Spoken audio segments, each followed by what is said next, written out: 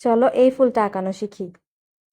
তো ফার্স্টে একটা গোল দিয়ে নিবা, তারপর শেপ অনুযায়ী দাগ দিয়ে নিবা। এই পাতাল দিকে একটা, উপর দিকে একটা, উপরে আর একটা, মানে এইভাবে দাগ দিয়ে নিবা যে দিক দিয়ে তুমি পাপড়িটা দিবা।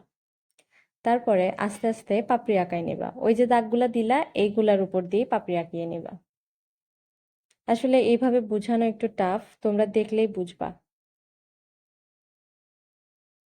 আসলে আমার ভয়েস ওভার দেওয়াটাই হচ্ছে বিলাসিতা, কারণ আমি বুঝাতেই পারি না যে কিভাবে কি করতে হচ্ছে। যাই হোক, ফ্লাওয়ারটা আঁকানো খুবই সহজ। মন দিয়ে দেখলেই বুঝতে পারবা যে আমি কোত্থেকে কি করলাম। তারপর আমি এখানে পাতা দিয়ে নিব, আর ফুলের যে ডালটা ওটা দিয়ে নিব। তারপর আমি পুরোটা আবার মিশিয়ে দিয়ে আবার নতুন করে আউটলাইন করে নেব।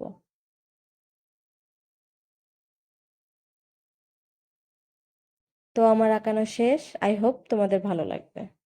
সো আল্লাহ হাফেজ।